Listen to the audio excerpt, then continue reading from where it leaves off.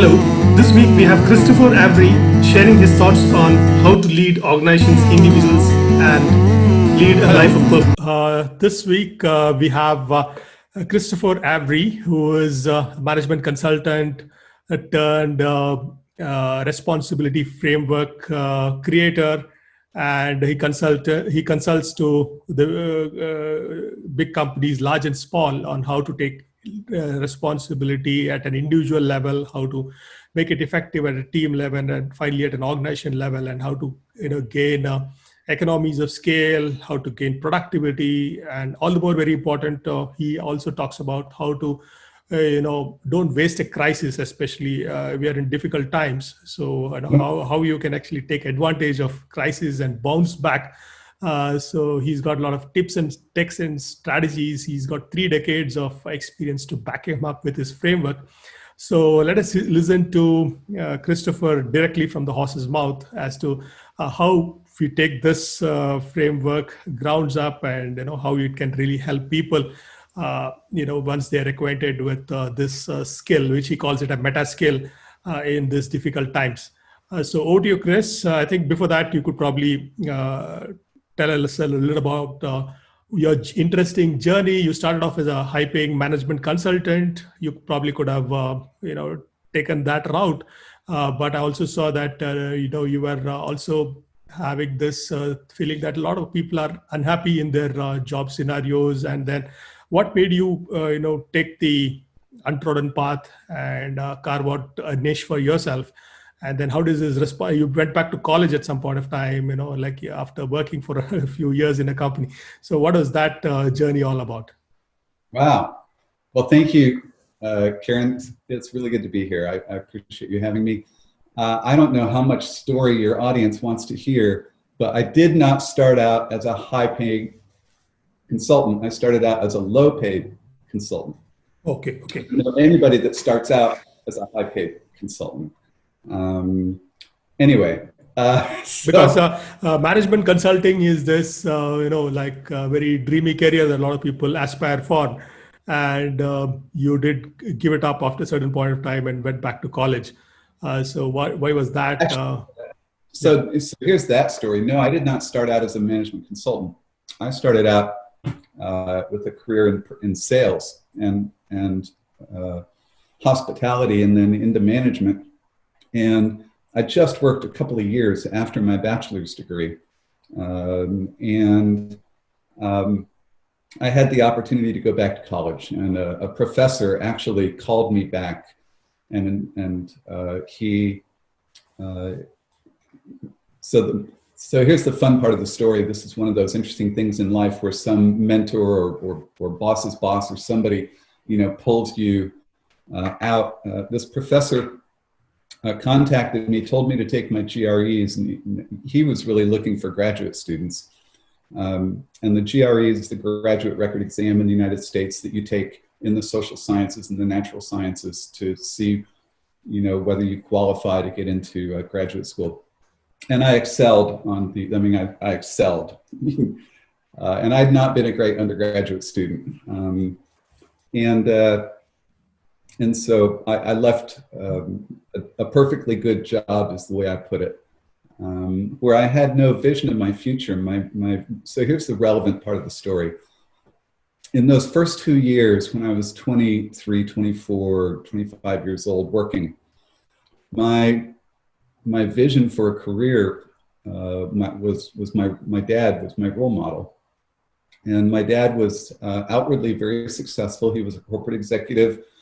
He worked in Manhattan, New York City when I was born. He wore a suit and tie and briefcase and felt fedora, to the train station to go to work every day and back home from the suburbs. And yet he was wholly ineffective at getting his company to see the truth of his domain. His domain was quality control. And in the 1940s, he tried to bring Edwards Deming into Union Carbide. He was in a division called Lindy Welding Wire. He was a metallurgist. He was an expert in making wire. And he saw the truth of TQM in the 1940s. And he had a brochure that he showed my brother and I, 40 years later. So his company, Union Carbide, would have nothing of it. They said, get out of here. And they actually sent my father out to Ohio to be a quality control manager in a plant for the rest of his career. So kind of a penalty box. And my dad came home tired and frustrated and angry and sore and worn out every day, and had lifelong high blood pressure that eventually killed him. He got about 10 years of retirement before this lifelong high blood pressure killed him. And I know that lifelong high blood pressure was as a result of his job and what he was sacrificing to earn a living. I also know that when the Bhopal accident happened, so, a lot of people who live in your part of the world, yes, yeah, you're Union Carbide, you don't like me.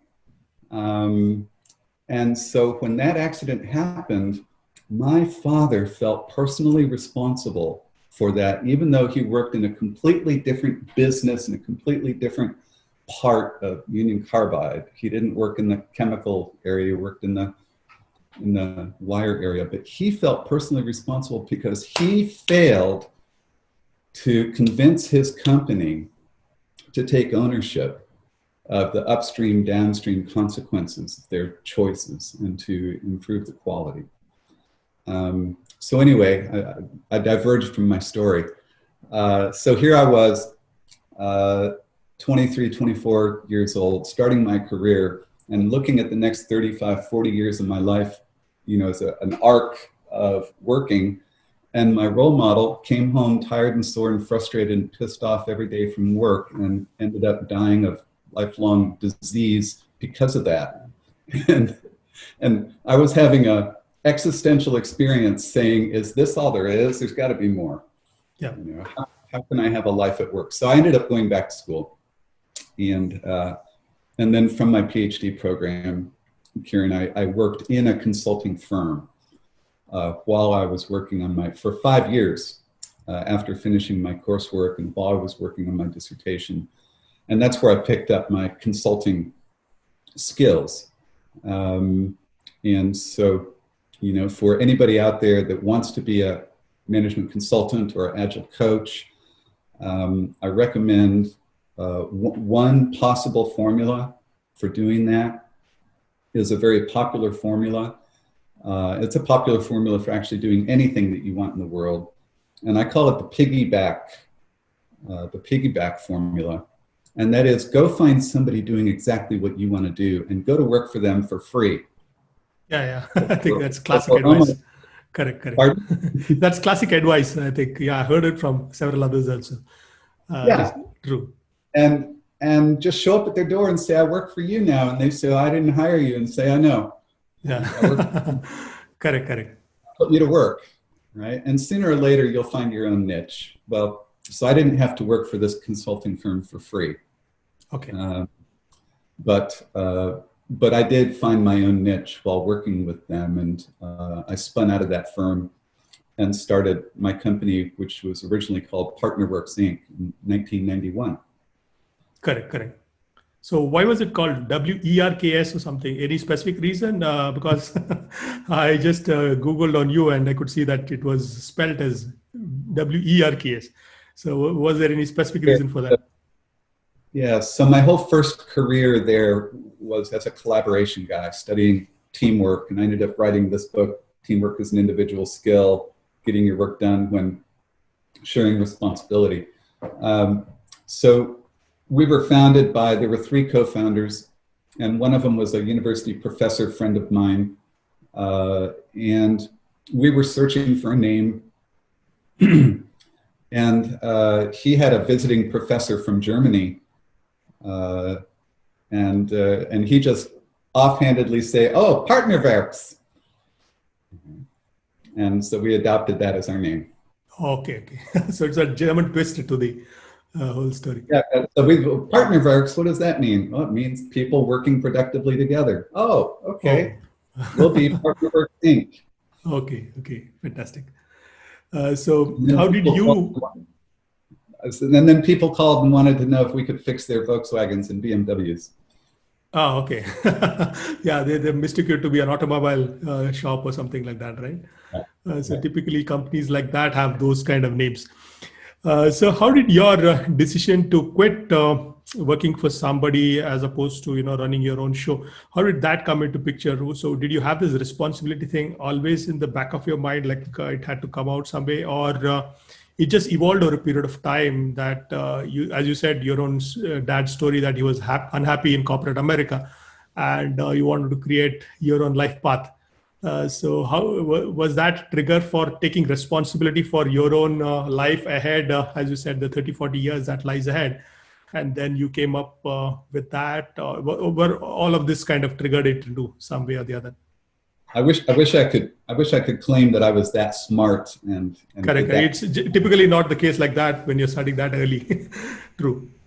No, the way that I understand it now isn't that different than the way I understood it at that time.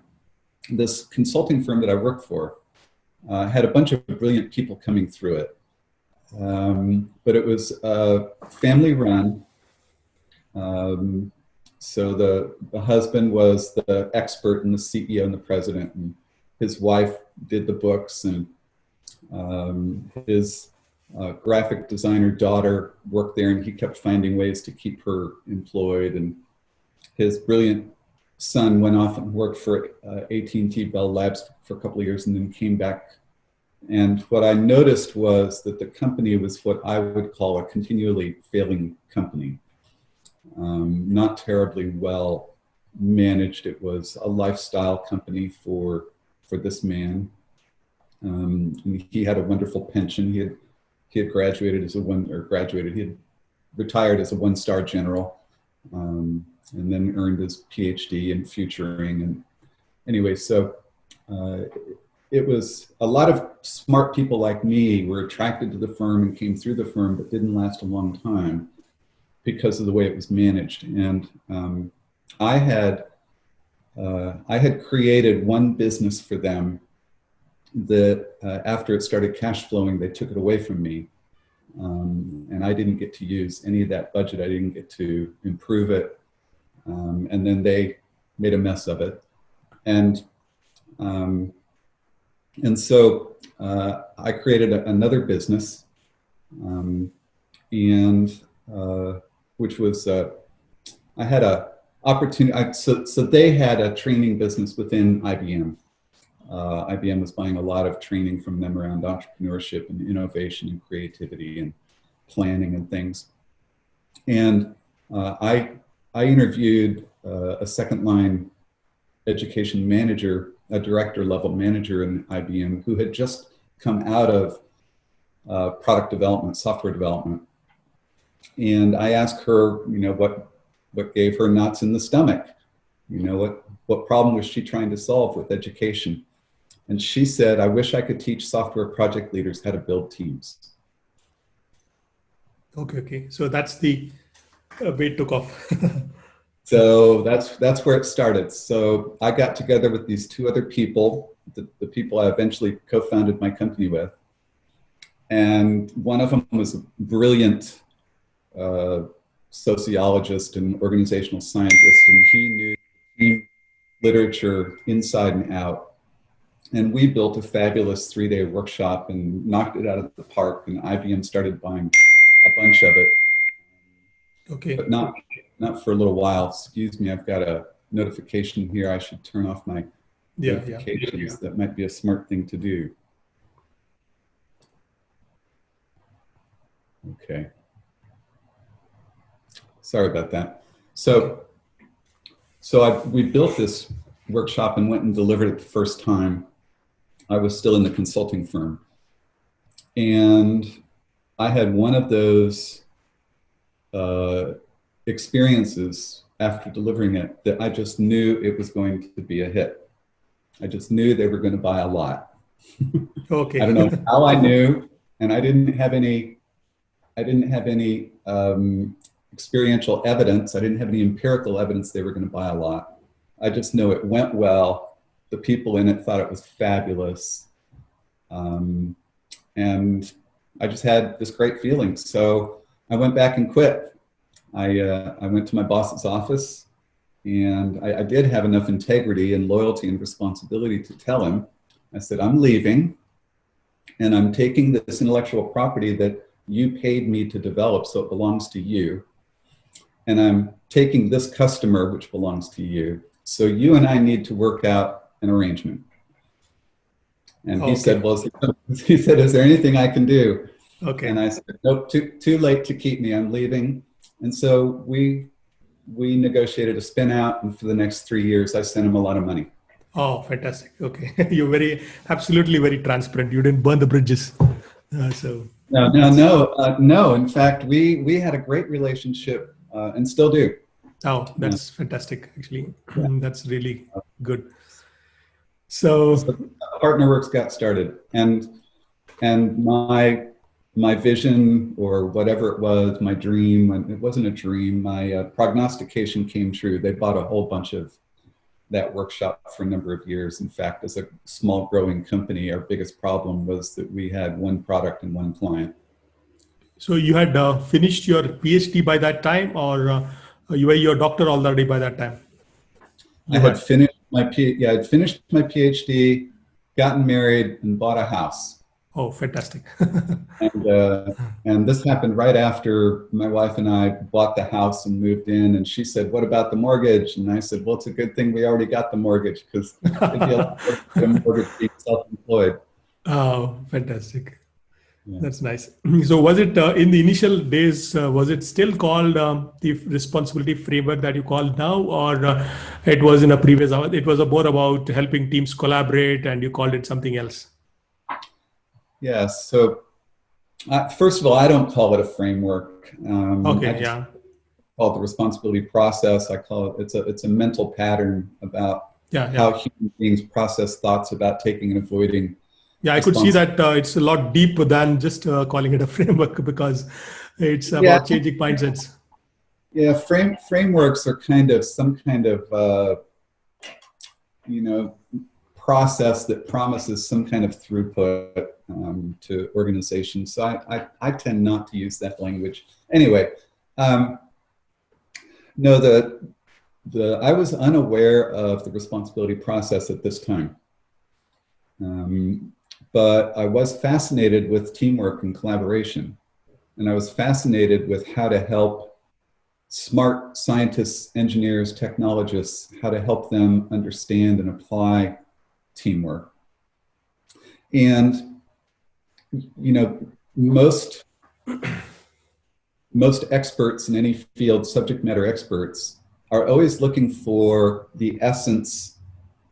So they have, a lot of information, a lot of models, and a lot of tools, and they're expert at applying them. But to teach it to somebody else, you're trying to figure out a way to, what I call, typify it, to turn it into tips and a few tools and a few steps, and one central thing. So today, the central thing in teamwork is psychological safety, right? And before psychological safety, it was trust, and before that was engagement. And sometimes it's, for some people, it's honesty, and for some people it's transparency. And others, it's authenticity or vulnerability. So there was empathy also thrown at some point of time. Empathy, right. Yeah. So those are all examples of finding one essential ingredient to help people understand, and then making all the other distinctions around it. None of them are completely right or completely wrong. Absolutely. They're all very valuable things to understand. The thing I chose was shared responsibility. Right. Okay. So the subtitle of this book is getting your work done when sharing responsibility. I don't know if the camera was probably out of focus. Correct. No, you could read it. Yes, it's clear enough. So you say that you've seen me speak, so you've probably seen me more than once ask an opening question of the audience, which is, how many of you are in this situation? You share responsibility with other people to get something done, but you're not in charge of them. They're not in charge of you. However, what you get done, your outcome, your result, your performance, eventually your paycheck, your reward depends on what you do together. Right? True, How true, many true. people in that situation? Because these companies have this individual hikes as well as team hikes and organization level paychecks. If the team does well, all of you do well, that kind of stuff. So there are all kinds of such models out there. So when you talk about accountability, you said teamwork is actually individual work. So you're actually placing a lot of onus on how well a guy changes himself or herself, and then what is the inner transformation that happens within them that can help them see the bigger picture in a shared vision kind of a scenario. So what is the motivation for that? Because that looks quite deep and very spiritual at one level if you look at it, because as Mahatma Gandhi said, if you're looking for change outside of the world, then you change yourself, and things like that. So what was the motivation for you to come up with something as deep as that in the form of a book, because which is actually fundamentally true. Yeah. Uh, Well, the motivation. So the motivation here is probably a little bit intellectual for me, and a little bit, as you said, spiritual. And by that I don't mean religious, but I mean the human spirit. And whatever it's connected to. So I did pay attention in my PhD program. My PhD program was in organizational science. So I was interested in, I knew that I wanted to not be a professor. I didn't want to be a tenure track scholar. I wanted to be steeped in the theory and the literature, and I wanted to go back into industry as a consultant problem solver. And throughout my doctoral program, I learned that there were two big opposing issues in organizations that would be the creative tension throughout my entire career, or at least for the foreseeable future. And that was, how do we have both productive, effective, profitable businesses and have people working there who have a life at work? So what I realized was that at that time was in the 1980s, so we're talking 30 plus years ago. At that time, these two things seemed to be on a balance scale, right? So if a company spent money on increasing morale, they assumed that it was going to be at the expense of profits. And if they needed to increase their profits or productivity, they assumed that that was going to be on the backs of the workers. Oh, okay, yeah. Right. So, and I felt that these two things were going to have to get off of the balance scale and come together, so that the only way that we can have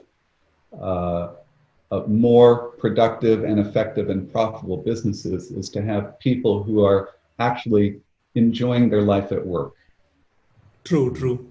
Actually, And, yeah, please go ahead.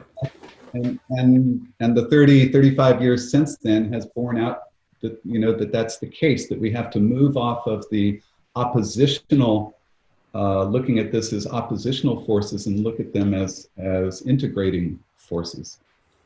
Yeah. So how much has it actually been, because of late they're talking about the likes of Google, Amazon, and Netflix having great work cultures wherein you choose a buddy at work and you choose your own teams, at Microsoft especially. And the term psychological safety, which became very popular after Amy Edmondson's work.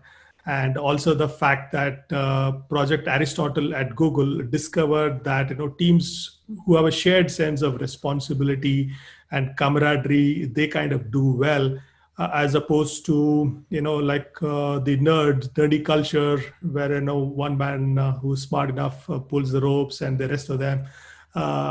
It's like a toss. You may win or you may lose. It's not a very clear strategy to win.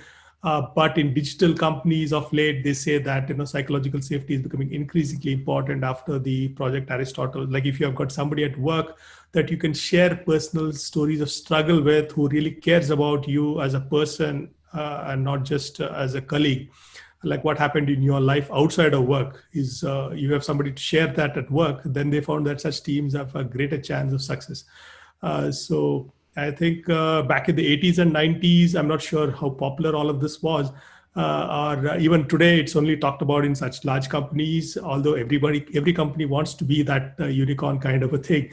But in the realm of chasing deadlines and schedules, people miss out on all of this sort of stuff. So how do people actually have this in their DNA that they can adopt this kind of a responsibility of having the shared vision and then percolate it among their workforce? So how do you internalize this? Does it have to come from the top or down, or everybody takes ownership for everything, and how does it work? So first I want to say I've been an admirer of Amy Edmondson's work since the early 90s, when she was a student at Buckminster Fuller and translated much of the work of Buckminster Fuller into what the title of her book was, A Fuller Explanation. So, and I love her work on psychological safety. I love that Google did the work that they did.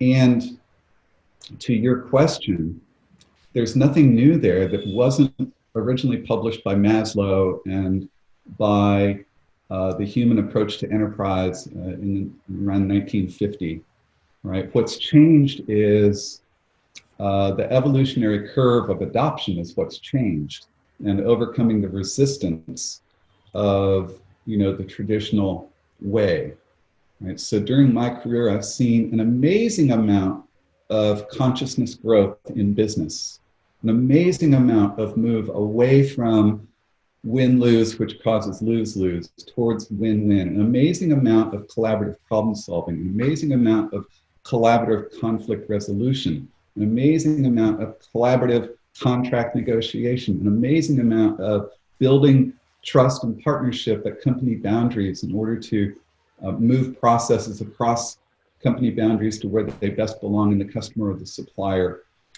And maybe one of the most telling examples would be that when I first started my work, I was an open space advocate in the early 1990s.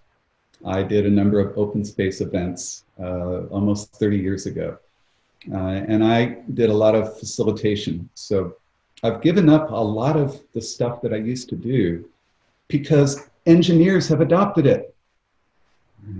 Sorry to interrupt you, Christopher. When you say open space, are you talking about the open desk culture, like no cubicles and that kind of stuff, or something else? I'm talking about open space meeting technology. Okay. Can you elaborate? What does that mean? Yeah. So the name of the inventor is escaping me. It'll come to me. Open space is a way to have a meeting that puts the agenda in the hands of the people so that they have the discussion. Okay. I think it's more like an unconference. They call it unconference as opposed to conferences. Unconference is a popular word for that. Yeah. Okay.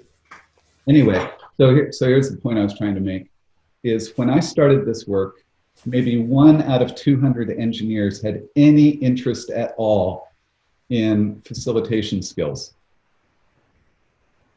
Okay. Right? And facilitative leadership. So it was like too early in the day for you to stick your neck out and talk about this way back.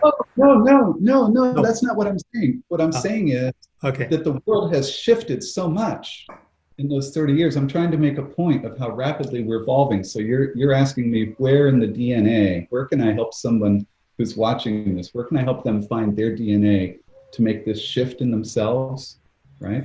True. Yeah, it's there in your DNA. Okay.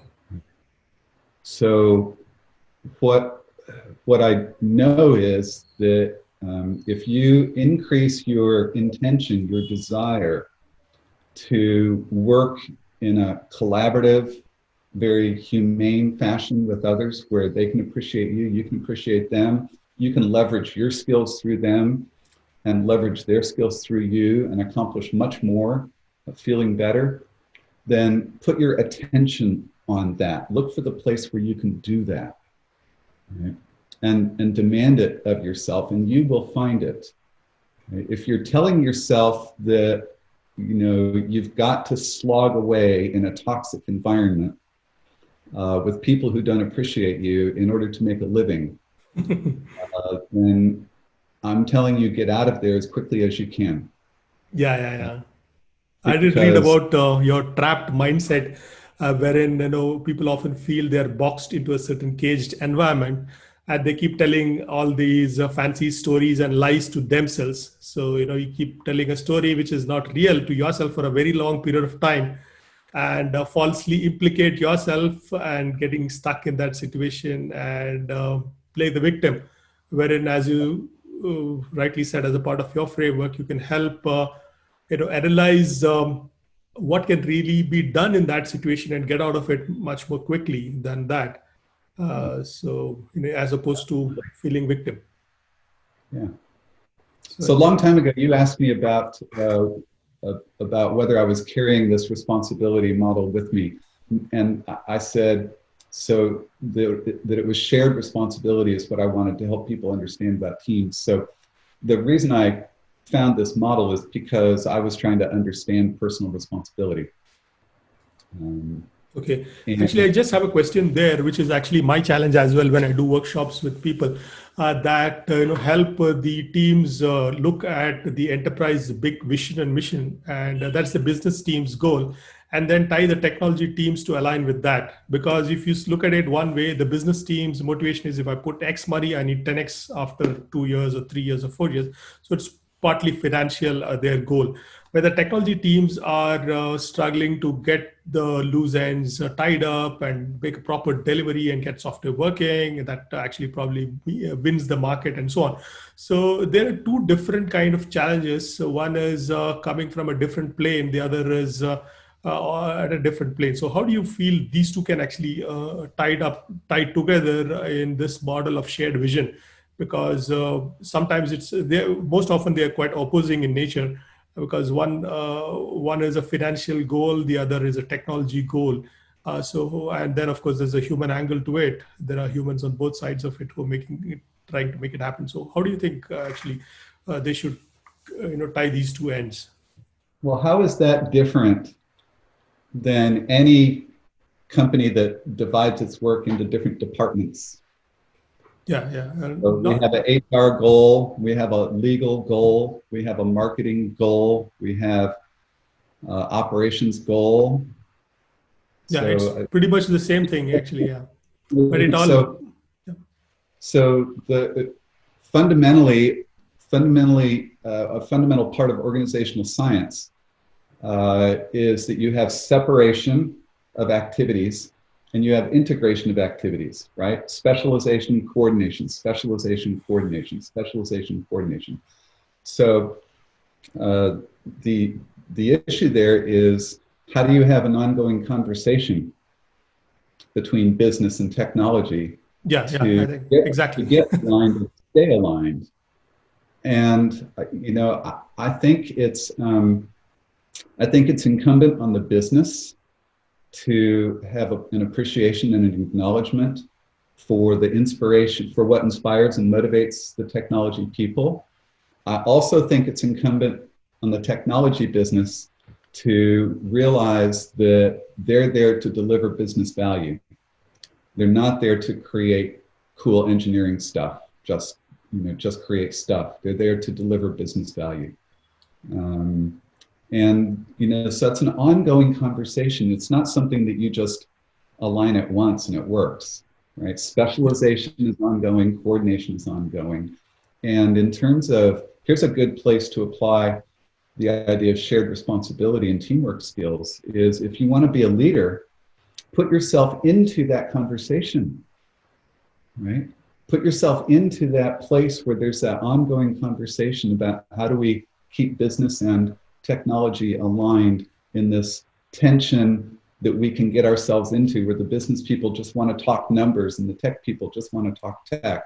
And yet we have to keep coordinating them and integrating them. That's a place for participative leadership. That's a place for integrative skills. That's a place for teamwork and collaboration. Yeah, I think that's a perennial problem in most companies, getting these two aligned, and that's a huge challenge. So that's yeah, I prefer to say it's an ongoing opportunity. yeah. Yeah. True.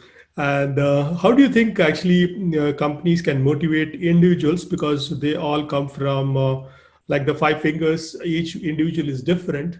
And then how do you look for the common good of the company? And you talked somewhere about the fact that you need to keep probing them as to, what is in it for me or something like that, the highest good that is there for the individual versus the corporate good that is eventually help the society and the nation at large. So how do you think that should be done? Is it the job of the manager to kind of have that dialogue with the employee and ensure that he is more aligned to the overall mission and vision, or is there a particular way to get that done? Because different points of time, people keep getting demotivated. They want job rotations. They want to travel perhaps in their job. They want a different department, and multiple challenges. So how do companies tackle this? So there's 1,000 points of view about motivation. And I actually don't work in the area of motivation. Okay. Usually when you speak about motivation, you speak about carrots and sticks. You speak about compensation plans and bonuses and awards and things like that. I work in the area of inspiration. True, which is from the inside. So inspire, breathe, right? So for instance, one of the things we've learned over the last 10 or 15 years is that one of the most powerful forces that you can put in place as a CEO is the force of the goodwill that you get from employees if your company is doing social good, if your company is producing something, doing something that's very valuable for society, if it's solving a societal problem, right? So, if somebody, if my son called me and said, "Dad, I want to be an entrepreneur, what business should I go into?" I'm going to tell him, find a big problem in this world that needs solving and go after it. And then do it with a type of integrity where your values and principles of the organization really match the domain space that you're working in, and you will attract talent in droves because they will have an opportunity to be aligned with an inspiring something. So I think that's the number one thing if you want to motivate people, is turn your company in a direction of being an amazing contributor of value to this planet, not just in the direction of producing more widgets faster, cheaper, and making more money for the stockholders. Yeah, I think rightly said. So you should be connected to a larger vision than yourself and the organization as such. So unless people connect to that big thing, it's very difficult to achieve this, right? Yeah. If you can't attract people who are inspired to be a part of your community, helping you do what you're doing, then you just got to use carrots and sticks, and it's no fun. And nobody's having fun, not the managers, not the leaders, not the people working there. Yeah, true, very true. I think the classic story of two guys who were laying bricks. So one guy was asked what he's doing. He said, "I'm laying bricks." The other guy said, "I'm building a church or a temple," that kind of stuff. Building a cathedral. Yeah, cathedral. Yeah. So you have a larger vision than yourself, and then take it from there. So I think, how do you, explain to teams that actually have this blame game, that like that team isn't delivering, this team isn't delivering. So how do you take this responsibility framework out on the road, and when teams are actually working with each other, how do you get this rubber meets the road? How do you take this framework out and say that like it's helping teams cope with a lot of job related stress, friction between teams, and how can it ease cohesion? I think, as you said, one is definitely working at the mental model level and helping them understand that at a deep level, what are you doing, what are you doing, and then try to look at it from that big picture. So how do you think actually organizations should go about this framework once they roll it out? Like I'm sorry to call it a framework, the process, the mental model. How should that actually happen? Right. So,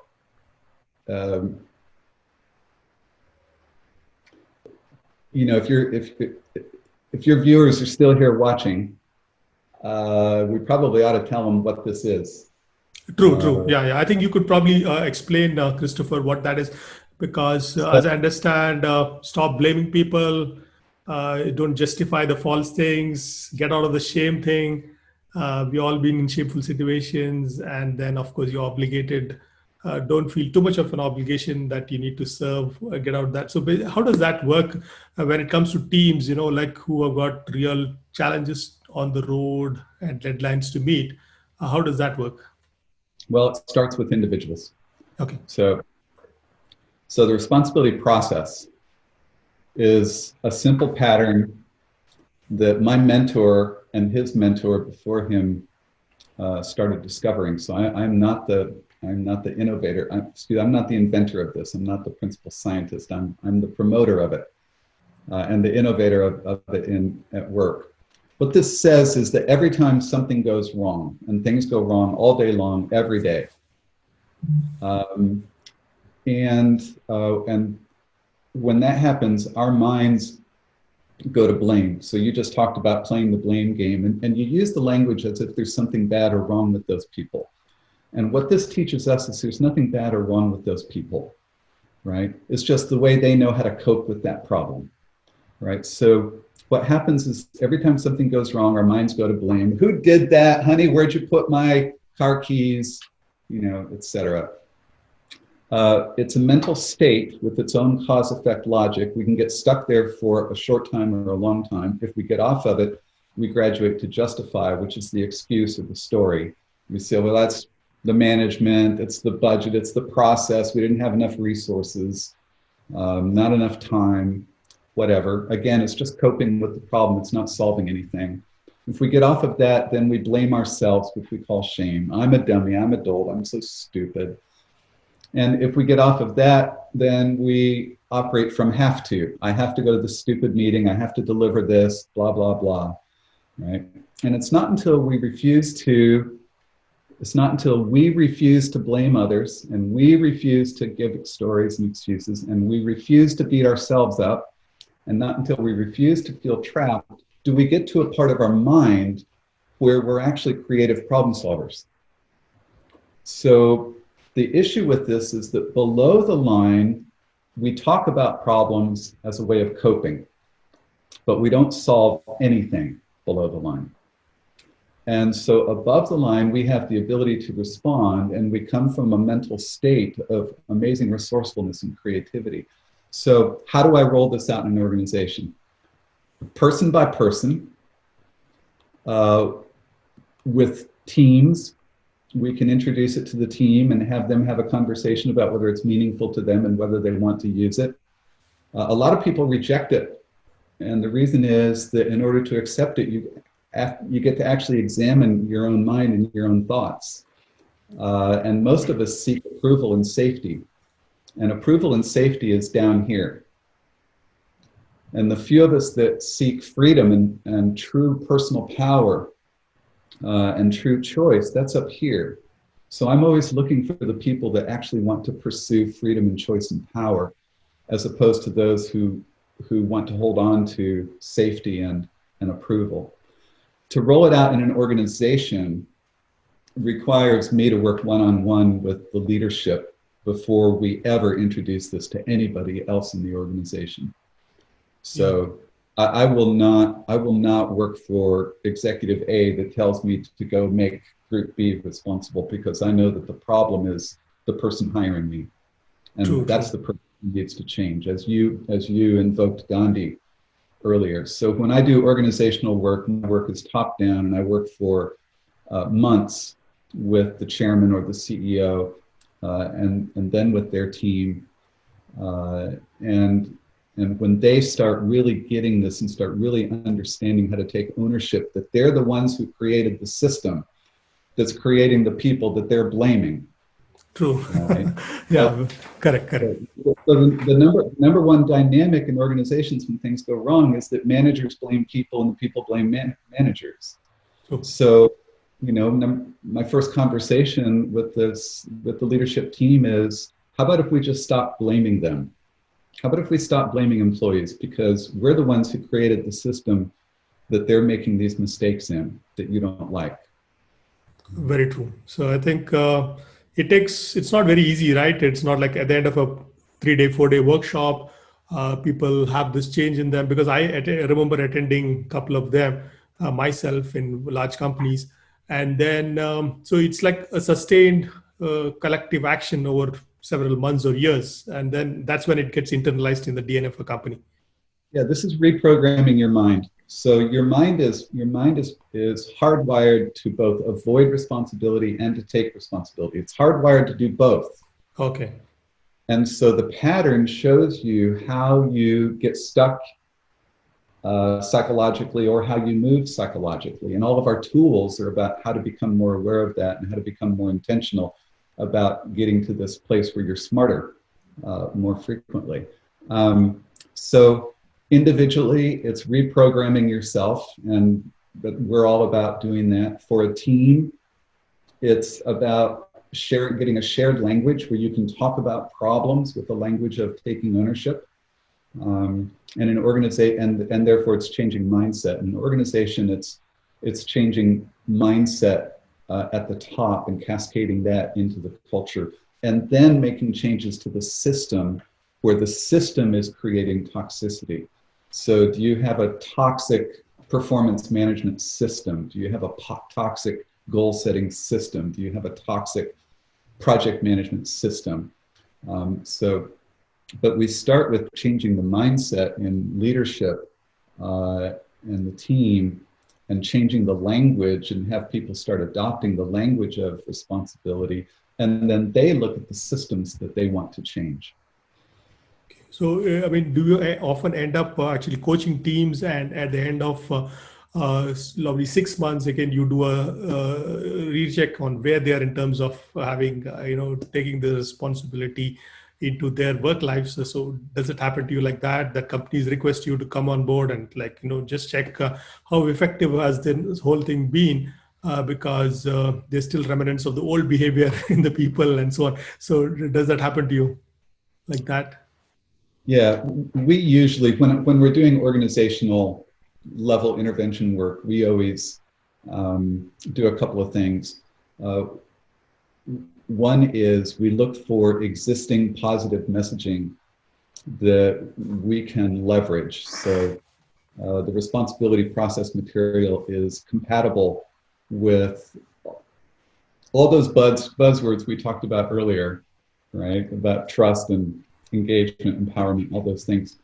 So we look for the messaging that you've had in your organization over the recent months and years, and find ways that we can leverage through that with this material. The other thing we do is that we identify your business goals and your metrics, and we work with you to identify the metrics that we're looking to move with this work.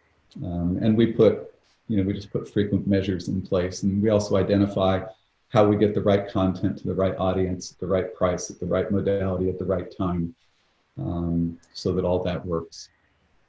I think something like a Gallup survey or a litmus test or something like that, I think that should tell you how effective it has been, right? So typically like that.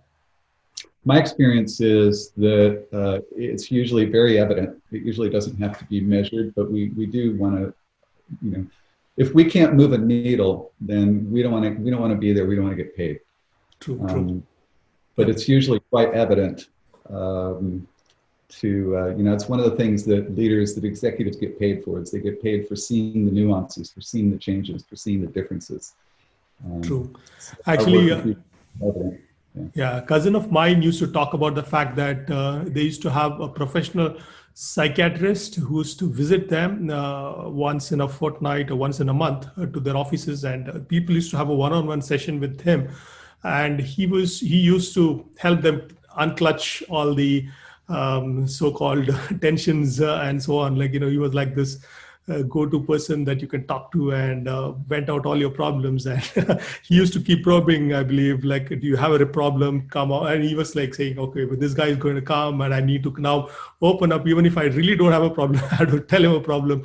So, it became that kind of a thing. So sometimes the objectivity is lost sometimes in that. I think it's a very gray, as you said, it's not all in black and white. There are shades of gray and all these kind of things. So it's quite challenging. And the fact that you said that it's a multi-billion-dollar industry, basically organization development and change management and leadership development.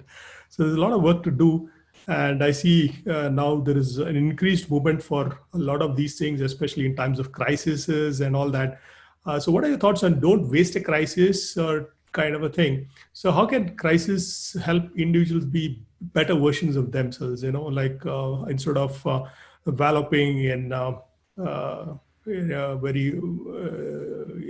drowning in sorrow or whatever it is. So how can how can companies get out of this? How can individuals get out of, taking responsibility for their lives and the work that they do?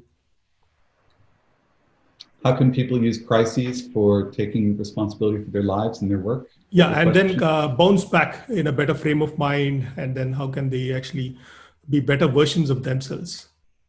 Yeah. Because last week, just 2 days ago in Bangalore, there was an arson and riot. Some got like a smaller version of the thing that happened in the US. Out here it's very, so far it was all pretty, but of late it is slightly turned negative and things like that. So how do you think people should, because people largely feel, oh, all of that is outside of me. So I have nothing to do with that. And now I've been affected with that. So, including the COVID crisis. So how do you think individuals and organizations should respond to this? So, probably they reskill themselves or come up with innovative offerings, or how do you think they should be doing it? Well, so I don't should on anybody. I tend not to offer any advice. True. That pretends that I know the right answer for you, and I don't. Okay. I do not know the right answer for you. Okay. My job is as a teacher and a guide for people that want to learn to operate from the mental state of responsibility more frequently.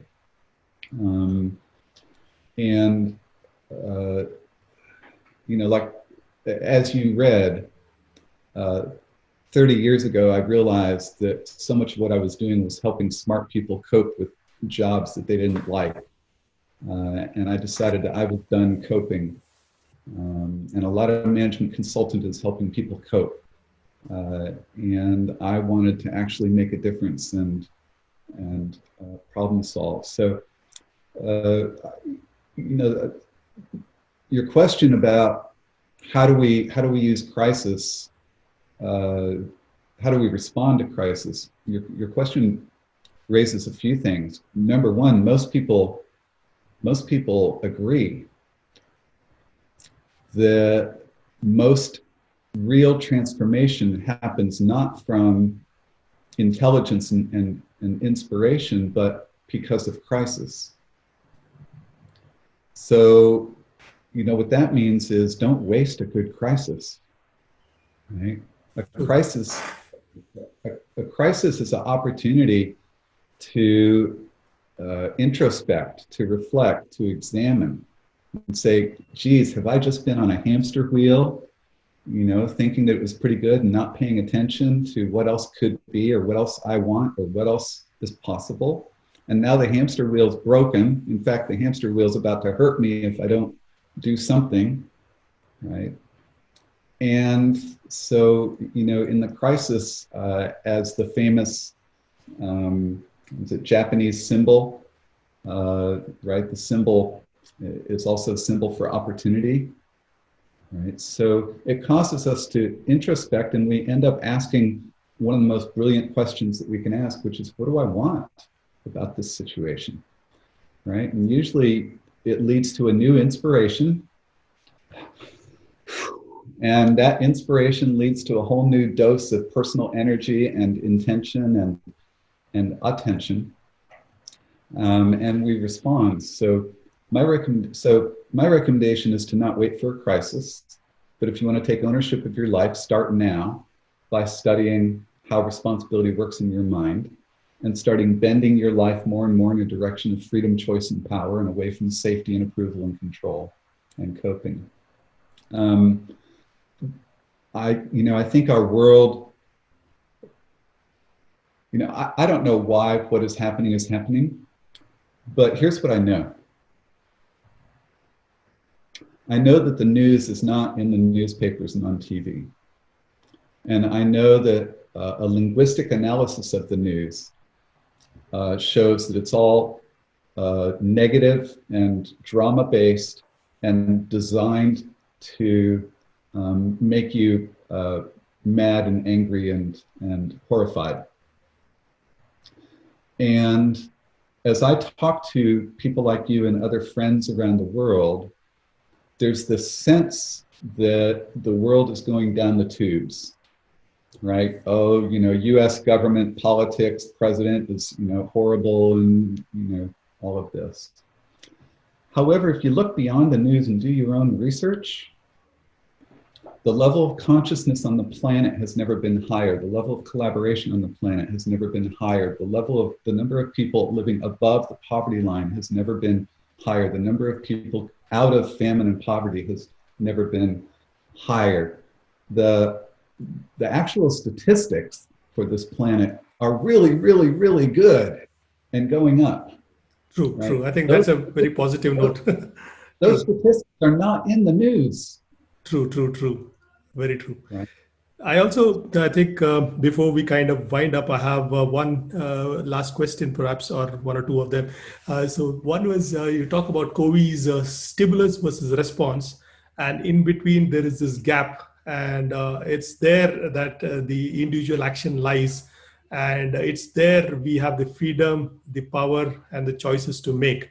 But in our reptilian mind, which is used to stress and all kinds of negative patterns learned or unlearned over several years, so what kind of daily practices do you kind of advocate to people to get out of that mindset? Because for me, what works is like probably some amount of meditation or running or exercise, and helps me clear my mind. So to get into that gap. So once you get into that gap, that's the beauty of life. As you said, a lot of things can be positive unless you get into that knee-jerk reaction. And for every stimulus, okay, I respond and stuff like that. But even trained individuals can get into that problem. So what is your suggestion on how to have a sort of a daily practice or a ritual that can help you, unset this bad pattern? Yeah, thank you. So I teach many practices or rituals, but it starts with, do you want to take ownership of your own mind? True. Our minds are full of negative programming. They're full of false information and negative programs that were installed there either before we were born, while we were in utero, or in the early years. So what we've learned is that every one of us has the ability to recondition ourselves, reprogram. So I work for programmers, only they program computers. I help them reprogram their mind. True. So we teach intention, awareness, and confront as the three keys to access and unlock the responsibility process in the mind. So you mentioned meditation. That would be an awareness practice. Okay. Intention. Every day ask yourself, who am I and what do I want? True. Right? And when you have a problem, instead of saying, what should I do? Say, oh, look at this mess. What do we want about this? And the reason is the question, what should I do, maps to shame and obligation. It maps to doing something that's safe and approved of by others, right? And what do I want actually takes you to your inspiration, to your individual genius and your unique inspiration where you're more resourceful. So I would write these questions down on your whiteboard or get them framed or put them on reminders on your phone or your computer, right? Who am I and what do I want? And then confront. So intention, awareness, confront are the three keys. Confront means to be willing to face our fears, to stop coping and to face our fears, face our anxiety and examine it. And that's probably the tools that you need the most help with. And that's why we're here. Both our DIY resources and our premium resources are all about helping you establish the intention, awareness, and confront tools to address this. Sure. I think you talked about the fact that fear is false evidence appearing real, because most people say 90% of their fears never really turned up to be true in real life. But they spent almost 90% or more of their energies worrying about the fact that tomorrow is going to be a doomsday, or that kind of stuff. So how do you think that confront? How do you think people can actually confront with those things when they come from a probably a lower state of mind? So how do you elevate this to something that will say, okay, I'm here to see what happens to the world outside, and I have enough energies to tackle with that situation? So is it like over a period of time you work on yourself? So it's a lot of creative mental work that you do with sustained effort. They say, just like brushing your teeth, every single day you keep on doing and you become better at it. Because nobody teaches and talks about this at a meta level, typically. Then you expect people to be superstars handling all kinds of crises when they become managers. Yeah. So things go wrong every day, all day long. When they go wrong, we tend to cope with them instead of face them and get to a place of solving them. So I recommend that you start facing small things in your life going wrong on a frequent basis. And I recommend that you choose to stop blaming. So first, confront blaming, right? Stop going to the water cooler, to the coffee shop, or to happy hour with the same people who are always complaining about the same thing, right? Just decide to stop blaming. Then maybe confront, justify, right? Stop saying I didn't have enough time. We know that that's not true, right? You had plenty of time. It's just not what you prioritized, right? So tell the truth. I didn't prioritize that. But the reptilian mind kind of takes over at times when you're struggling to complete chores at work or at home. As you said, where are my glasses? Where are my car keys? Why is the internet slow? Why is the traffic so bad? And stuff like that. I think unless you have a daily ritual or a practice and keep working at it, you'll never become better at doing this, I suppose. Absolutely. I never said you don't have a reptilian mind that's doing all those crazy things. Correct. In mind, and we have the mammalian mind, and we have the newer executive mind. True. And the reptilian mind was designed for only instinct, only survival, and the only response to something going wrong is freeze, flight, or fight. And interestingly enough, in our lives today, very little of the things go wrong require freezing, fighting, or fleeing.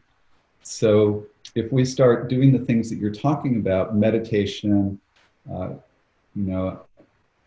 clarifying what we want and who we are, addressing our fears, then what happens is that impulse comes up, right? Stimulus response. That reptilian impulse comes up and we look at it and we just go, oh, I understand what's going on. I don't pay attention to that program anymore. True. I think we can break away from that patterns. So I think that is fantastic, Christopher, talking to you. I know there are a lot of nuggets of great work that's behind you, especially in terms of leading agile teams and a whole lot of other stuff that we haven't covered in this talk. So if people want to reach out to you, I believe you've got 2 or 3 books. Is it 2 or 3? A couple of them, I suppose, that you have Yeah. written. So we already showed you teamwork is an individual skill. Yeah. Responsibility process. Get the responsibility process wherever books are sold. And you can find us at responsibility.com. True. And we support both a huge DIY community worldwide that wants to develop this in themselves. And we have services for individuals, teams, and organizations. And I think these books have been translated into multiple languages also, I could see from your website. A few, not that many. A few. Okay. And you've got a e-learning plus an immersion program, right? If people want to approach you, they can sign up for the program and get mentored by you. Absolutely, yes. So we have, if you're really interested in a deep dive, Responsibility Immersion is the name of the program. So go to responsibility.com/immersion and read all about that. So it's a 20-week amazing deep dive that you will emerge. You'll emerge a whole different version of yourself from that program in terms of feeling much more freedom in your life, feeling like you have more good options available to you, choice, and feeling much more powerful. You'll know how to produce results that matter. You'll see all the ways that you were keeping yourself stuck and coping. And the great thing about it is a community of people that helps you build this practice. Thanks, Karen, for having me. Thank you. Thanks, Chris. So it was fantastic having you. So I think our audience will definitely appreciate, and I think we probably could have another session sometime later on your thoughts on agile leadership and a whole lot of other practical tips and techniques on how to turn organizations in these difficult times. Thanks very much. Yeah. Thank you. Have a great weekend.